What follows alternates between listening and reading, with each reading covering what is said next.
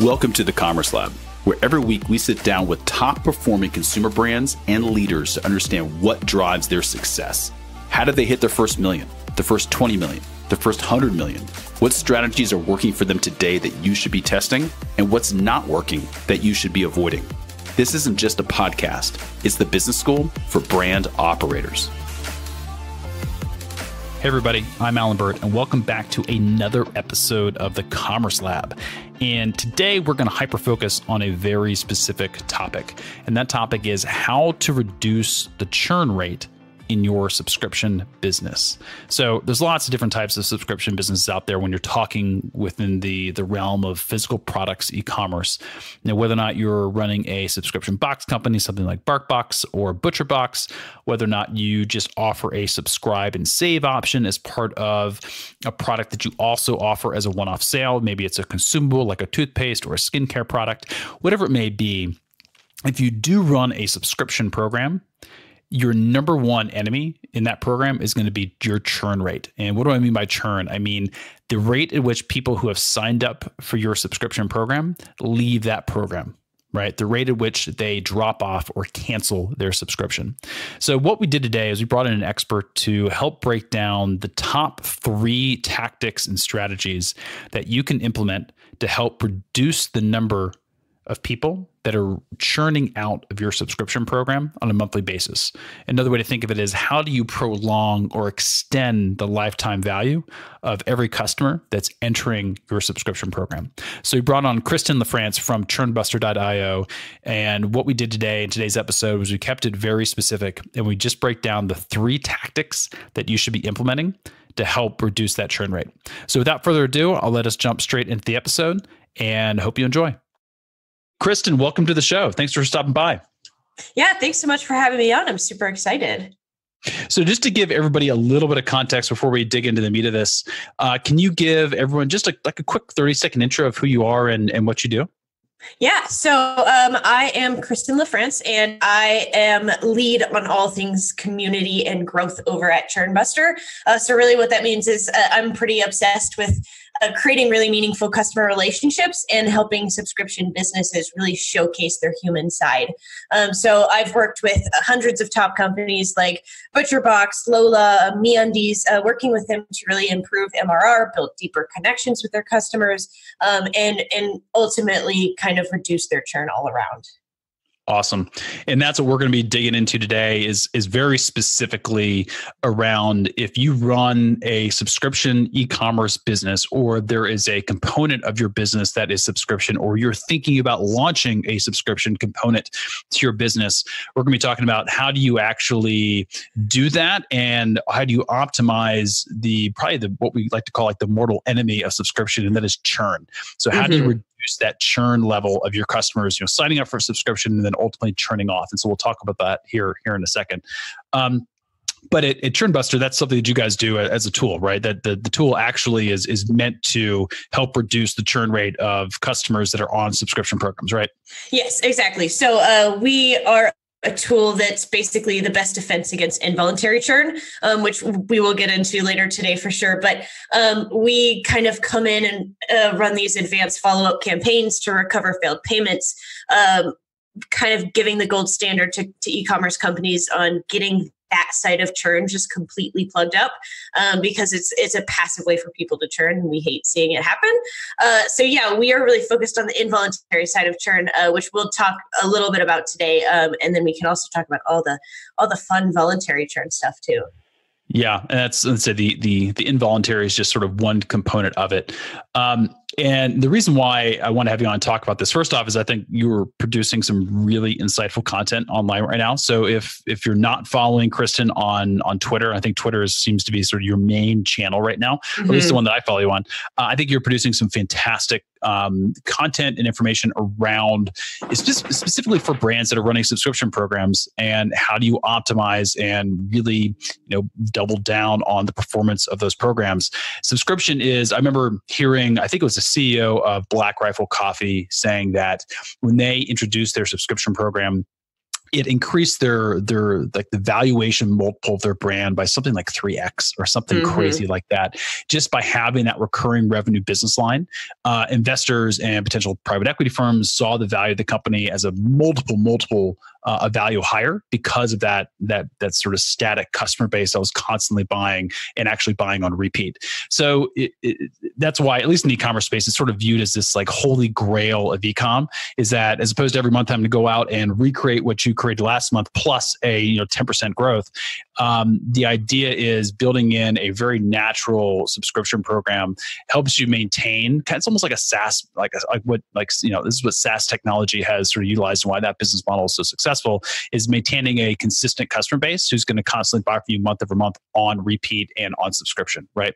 So let's talk about and a little bit into digging into what ways can you reduce the churn of your customers that are in your subscription program? Because obviously once you sign them up, that's fantastic. But the reality is they're not going to stick with you forever. I mean, in a perfect world, they all would.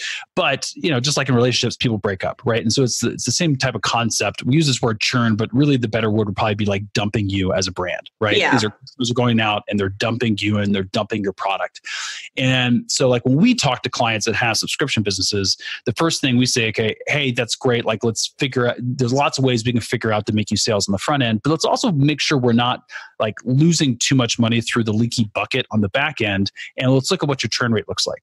So what I want to do today, and Kristen, is have you kind of break down what you've seen through your experience as being, the top 3 ways that brands that are running subscription businesses can actually help reduce that churn rate.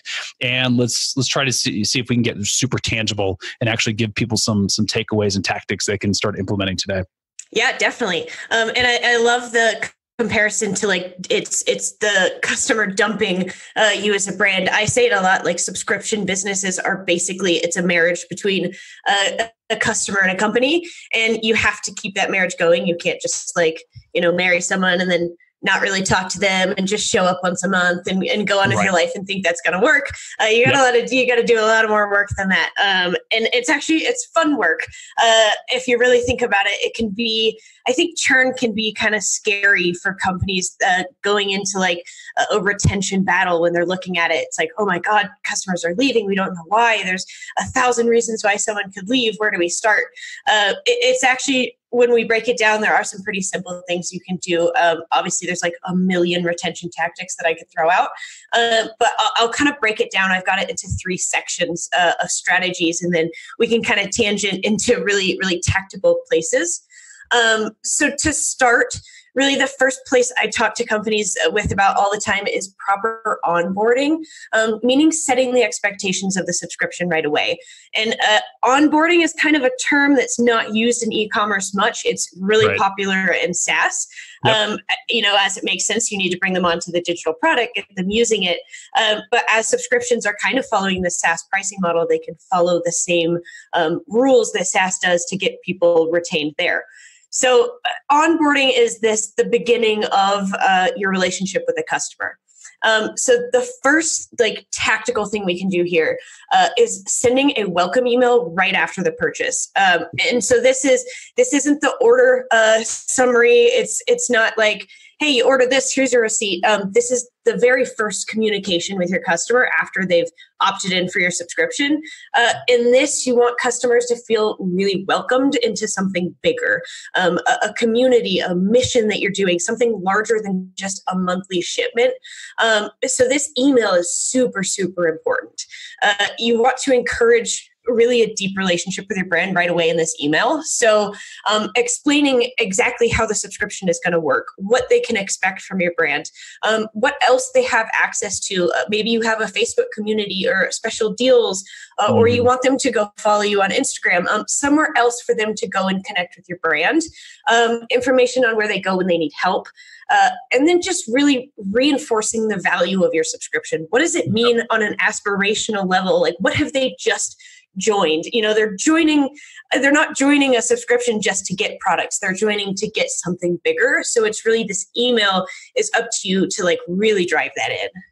Yeah, there's a ton in what you just mentioned that we can sort of unpack. But at the very beginning, what we see, and this is something you should be doing for any product sale, first purchase that a customer is making with your brand, if it's a subscription or not. But it is that much more important when it is a subscription because it's a larger commitment that they're making.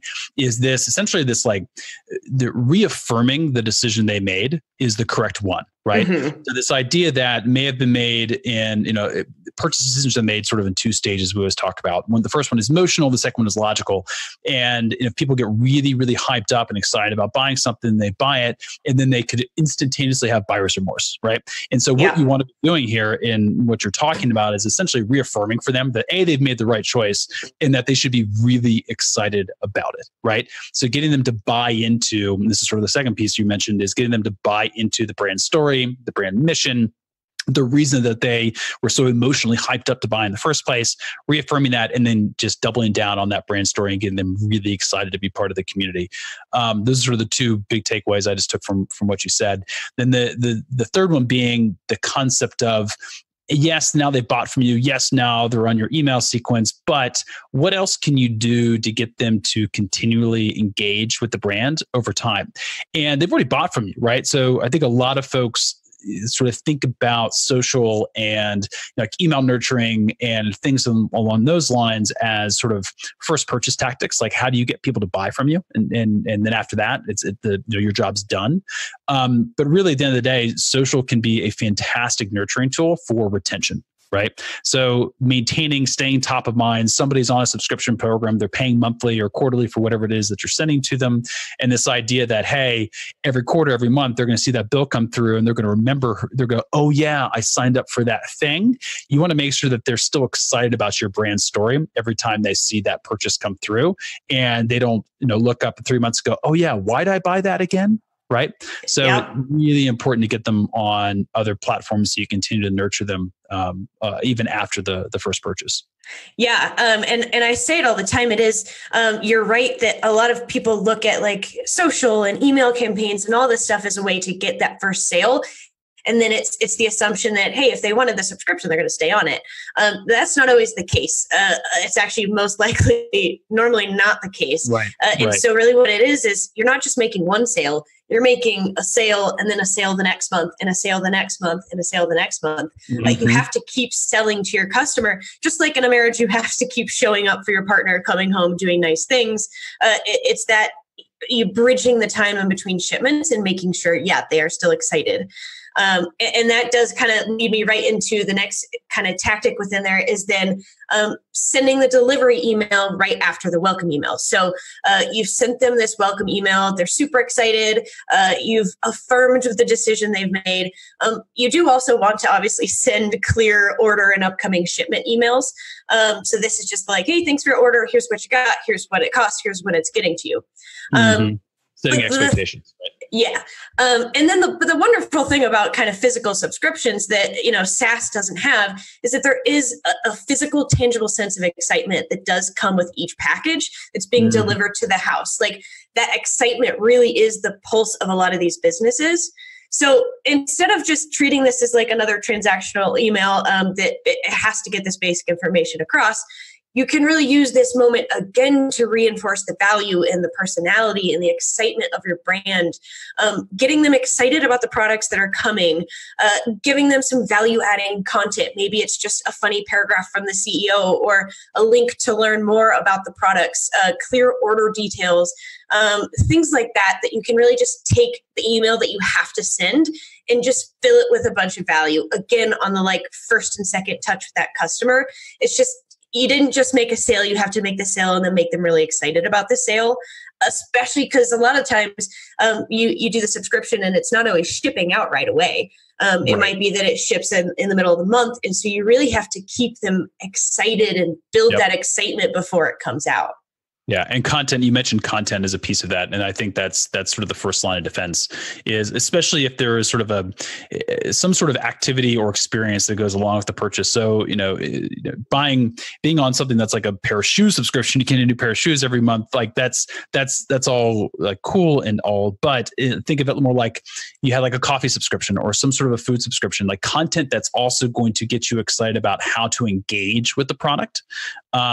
Seems like a fantastic opportunity to keep that level of excitement up, because not only do you get that unboxing and sort of, almost like present opening experience, but you also have this other piece of content that's getting you excited about what you can do after you open it, right? Yeah. And I call this a tactic of educating on the how. And this is really important, especially for, replenishment subscriptions, people who are on subscribe and saves for like razors and vitamins, things that are just a little bit, they're less of the kind of Christmas box feeling. That's really important for them because you need to send them something and then make sure they're using it, or else they're going to cancel that subscription. So it's educating on how to get the most out of the products, or if you want to dive it even deeper and look at it from an even better way, it's how can our products help them reach the lifestyle that they want, that they're aiming for when they came and bought your product. So aspirational content. Yes, definitely. And we'll talk a lot about content too in a little bit. It's my third big one. But then last thing on onboarding in this section is really that I'm seeing a lot of companies kind of treat onboarding as the time between when your customer first came into contact with your brand until the purchase. And we've kind of touched on this. It's that you think it's done when the sale is done. The way I'm seeing it is that onboarding for subscription boxes in particular, it really continues through month 3. We're seeing it time and time again. The highest rates of churn for just about every subscription we're looking at are between month 1, 2, and 3. And it makes sense, right? People are going to give it a try. They're not going to like it. They're going to cancel it pretty quickly in those 3 months. I think that's a good time where people figure out, is this worth it? Or is it not worth it? Yep. Right. So if you can like really get someone through that high risk time and focus on those first 3 months, then you can kind of trust that they're a little more ingrained. Then you can loosen up a little bit. Your retention tactics are going to get a lot easier, a lot lighter from there because they're bought in. So when you're looking at it, it's basically, how many times can you over deliver in the first 3 months? How many times can you make the experience really, really special? Like how can you make the time in between those shipments exciting and fun so that you're top of mind in the 3 months? Really, it's just focusing on onboarding all the way from, first touch point to month 4, when the customer's fully bought in.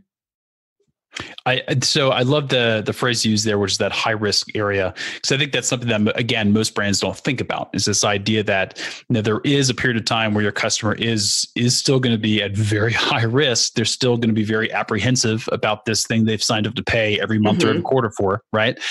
So focusing most of your efforts in that high risk to get them over that initial hurdle. I'm sure there's some fantastic data out there, and I'd love to actually see it, but probably a graph kind of showcasing for different verticals, kind of what that fall off point or churn point looks like, each additional month that somebody, is with is in the program over time. I think it'd be interesting to look at that and at the aggregate, like industry level, but then also make sure you're also tracking it on your own individual brand basis, right? Every brand's gonna be a little bit different based upon price point and what you offer, but looking at your data and saying, okay, for our program, let's actually break this down by cohort and say, okay, for people that we're onboarding to our programs, where do we see, what is our own individual high risk zone, and how can we place more emphasis on reducing churn during that high risk, or providing more content or providing more interaction during that high risk time? Yeah, I think looking at churn kind of in the cohort base is super helpful because it helps. One, you can look at, okay, what marketing campaigns were we running then? And did they bring in good leads that stayed with us? You can also just say, okay, where in the customer journey is there a weakness with our brand? And it just gives you basically a roadmap of like, okay, start here. This is your priority to fix month 3. I think it's a really great place to kind of start. And like we were talking about, churn can feel so chaotic. A good way to get it less chaotic in your head is to look at it kind of from that data standpoint and then attack it that way. Yeah, I love that. I love it. That's great. Yeah. So the second big strategy is going to be recovering failed payments, and I kind of touched on this a little bit when we talked about ChurnBuster. But this really it's such a big problem for subscription-based businesses, especially in e-commerce. It kind of happens in the dark, so a lot of people haven't really started looking at it yet. Mm-hmm. And for the people who don't really know what I'm talking about here, there's so many terms that describe this: involuntary churn, passive churn, failed payment churn. These are all terms that describe the same thing. It's just essentially churn that happens due to credit card declines. Yep. And so with the subscription model, you've got you put your card in and then you rebill them every month or every quarter, however your subscription runs. And what happens is, on average, there is about 5 to 20% of charges per month that are going to fail for a number of reasons. And unfortunately for B2C companies, the rate is kind of on the higher end of that, because you're dealing with consumer credit cards, not business credit cards. So there's obviously way more things that can happen there. Yeah, lower caps on what the credit card can actually charge. Lots of factors. Yeah, and you're also dealing with a much higher number of customers, right? So you're going to have a lot more customers buying a $15 bag of coffee versus maybe a SaaS product that's going for $1,000 a month. So it's a real problem. And the term I always like is the failed payments churn, because at the end of the day, that's really what it is, right? It's a payment just not processing through. Yeah. So what happens basically then is, that charge fails. And then most of your listeners, I'm going to assume, are on kind of a basic Dunning plan. It's where you start. It's where you need to start. But what happens there is the charge is going to fail. Your system's going to try to retry that charge and email your customer saying hey, your payment's declined. You need to update your credit card information. It's going to link to log in, hopefully link straight to an update page, and get that updated information. So that's essentially the process that you want to happen. But what can happen is a multitude of things. The emails could be landing in the spam folder. Your customer could be on vacation and they're not reading her emails in time. Maybe they don't trust the emails coming in, because consumers are pretty wary about, credit card scams and all that. They just could simply not believe that there's an issue with their card because they don't expect it. So for whatever reason, those basic campaigns can fail to recover the credit card information, and then basically you've lost a customer to a passive decision, which is just something that you don't want to be happening as much as possible. This is obviously an area where we focus on a lot at ChurnBuster, so it's prevalent in my mind, but it boggles me to see how many subscribe and save programs or subscription box companies that are running all these acquisition campaigns, but not looking to improve this system. And in today's world, we know retention is everything. CAC prices are rising insane everywhere, so it comes down to, if you can recover 10 more customers than you did last month, then you're doing that much better. So that's why this is one of the three that I always talk about, because it's low hanging fruit.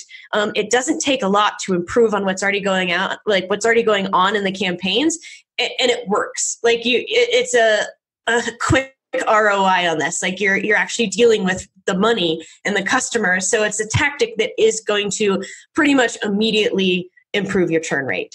It is. And it's something that we look at very specifically with brands that we're advising, brands that we're looking at and investing in or buying. It's because it is such a low hanging fruit piece that is typically often overlooked, because it's a boring piece. It's a failed payment, right? Yeah. It's not sexy. It's not customer acquisition. It's not Facebook ads.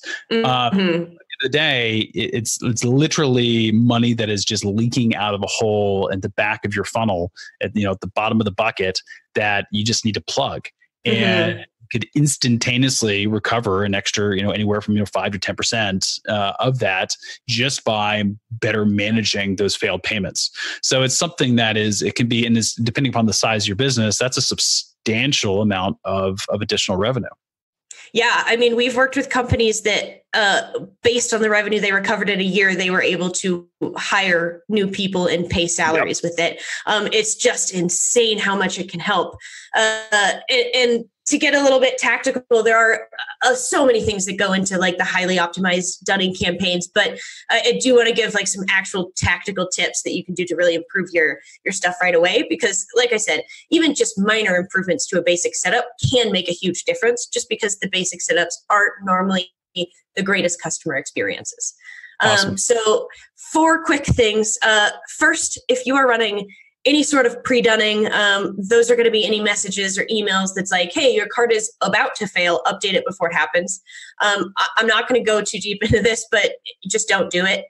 Because of automatic card updating technology, it's completely useless now. It's a thing of the past. So yes, just don't do it. If anybody wants to ask me more about that, you can reach out.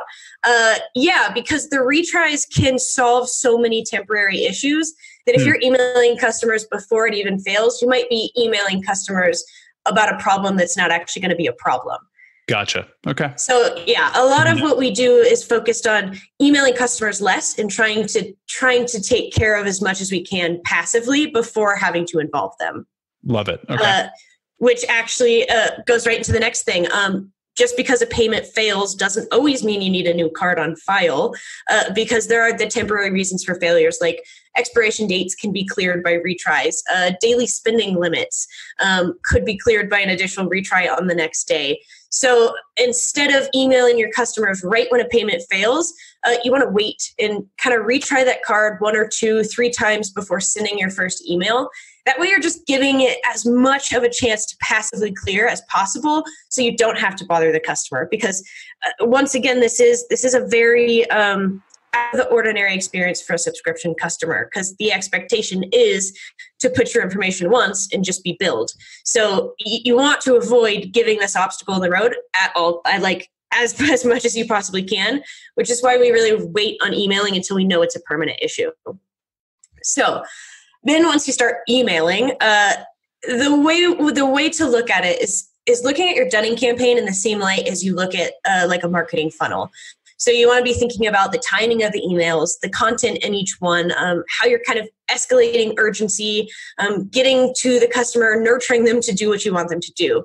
And one really important thing to note, and I think for people to really go look in their setups and see if this is what's happening, a lot of companies will send the same emails 1 to 5 days in a row. So your payment failed on Monday, your payment failed Tuesday, your payment failed.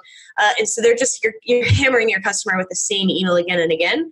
And the big danger here is that oftentimes these emails then get threaded together.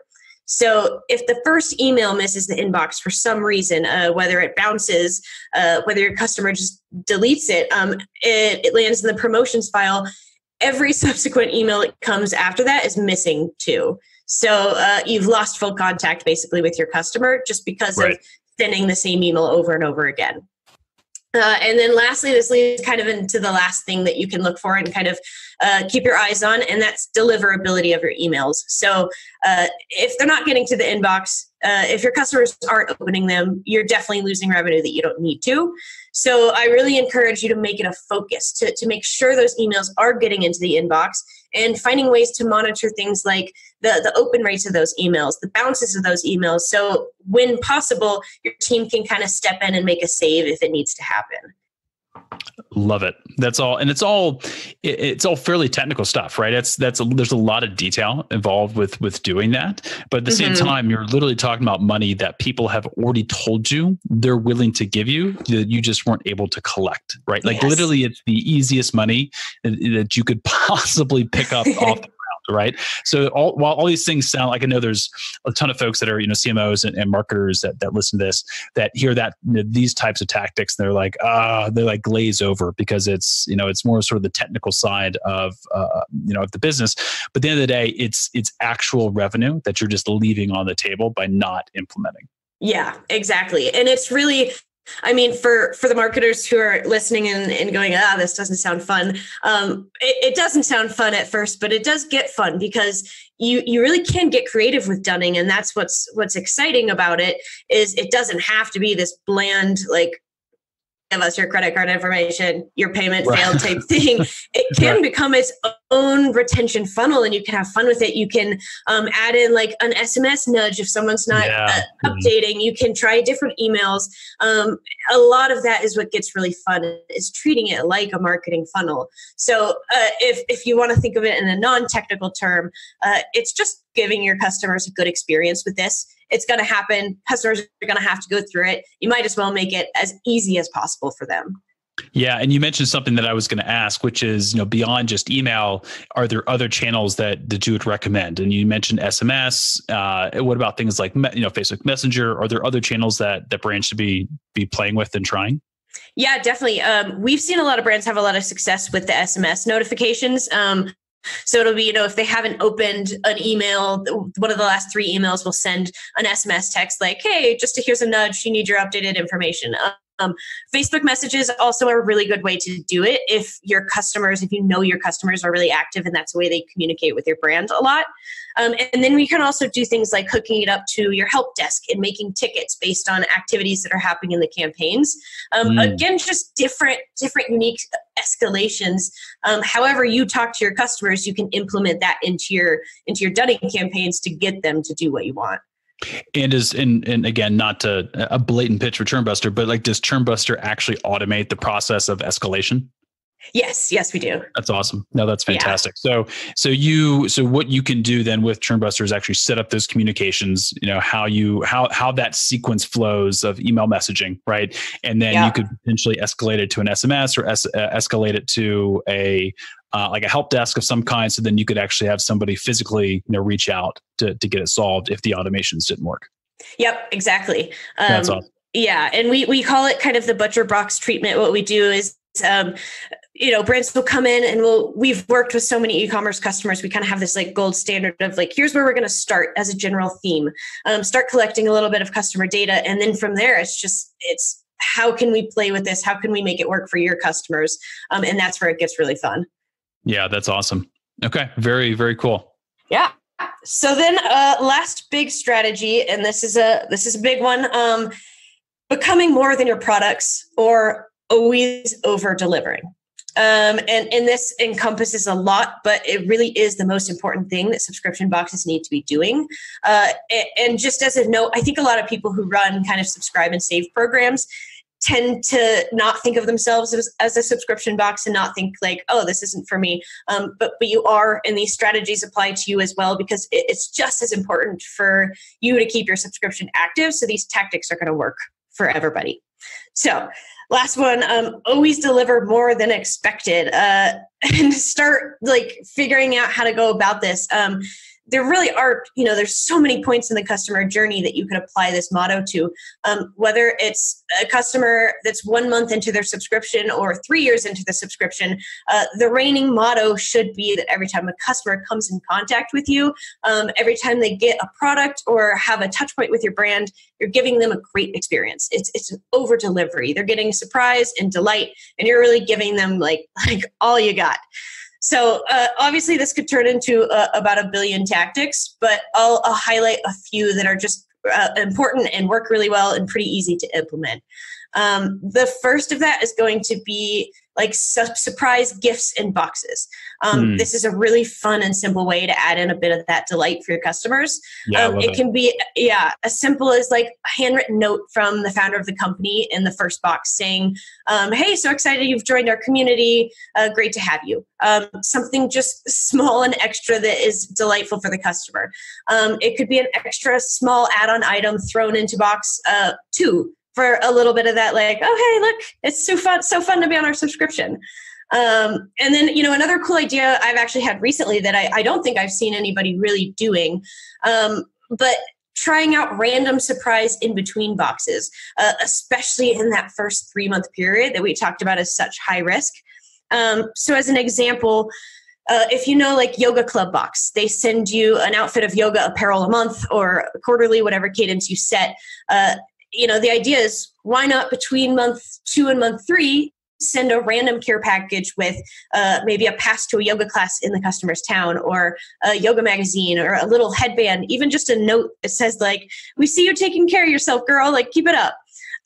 just, adding in huge amounts of surprise that customers aren't going to expect. Because the benefit of a subscription is that you do have this set expectation. You know the journey that your customers are going to go on, right? This is the subscription. You're going to get this box at this cadence, and it's going to ship out on this day. You're going to be charged on this day this much. Yep. So it gives you the opportunity, because the easiest way to surprise somebody is to just blow through an expectation. So you can really over deliver on your promise, send something completely extra random, free in the middle of 2 deliveries. I think it would be a great way to just bridge that gap in the high risk churn area. And to everybody who heard that suggestion is cringing at the idea that you now have to spend money on extra surprise gifts. First off, it helps reduce churn, and the amount you're going to spend on it is going to make itself back in multiple ways by keeping them in the program longer. And the second piece of this too is that you can get really creative about how you provide those special gifts. And one way is to do partnerships. Mm-hmm. So if you are a toothpaste brand, right, and you're partnering with a very high end product, and you've got a very high end product that you're shipping out every month, and you went and you partner with a skincare brand that's going to give you a handful of free samples to a couple products that you can then insert into your boxes or send off as a one-off surprise gift that comes kind of in between month 2 and 3. That's something that you don't have to pay for, but it's basically a free marketing opportunity for your partner. And you can also do that vice versa by putting your sample products in their boxes. But there's ways to build really strong strategic partnerships with other folks that where you guys share the same customer base, and you guys could then source these surprise gifts and samples and things that your customers are going to absolutely love, but you can do it without having to, invest in the extra cost to do so. Yeah. I love that you brought that up. That was the next thing I was going to touch on. It was, adding samples from like-minded brands. Like you said, it's just beneficial for everybody. You're making partnerships with other brands. They're getting exposure to your customers. You're getting exposure to their customers. But most importantly, you're providing your customers with something more. So I really look at samples in this light. It's not just that you're tossing in some extra crap into the box. You're actually just becoming a ticket to more for your customers. You're not just delivering them vitamins. You're delivering them vitamins plus introductions to other brands that they may like. And that's a really easy way to over deliver on the boxes, and to just give them something more than your products without really having to invest much anyways. Yeah, I love it. I think it's something that if you're not doing those types of partnerships and you run subscription, it's something you should start looking into immediately. We have some great clients that are doing that right now very successfully. Yeah, and it gets so fun. And then to kind of wrap this up, this is probably the biggest thing we're going to talk about all day. It's something that's been bothering me recently with a bunch of companies I've signed up for. And it comes down to content and community building. E-commerce companies just have to get better at shutting up about their products.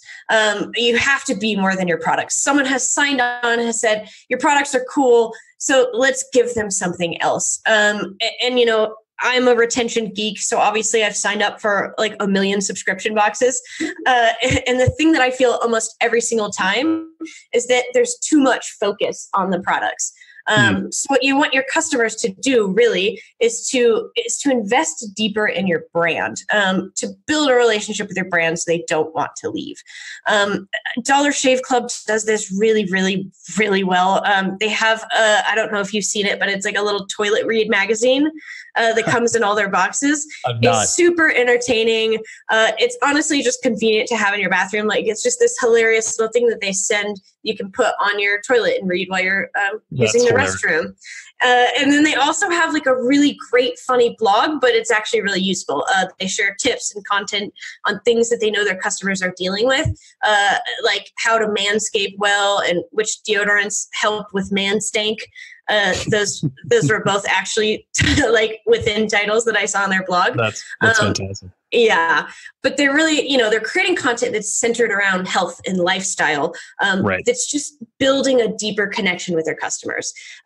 Again, it's just becoming a place that's more than your product, that's driving your customers back to your brand again and again, even if it's not a sale every time. You're building that relationship.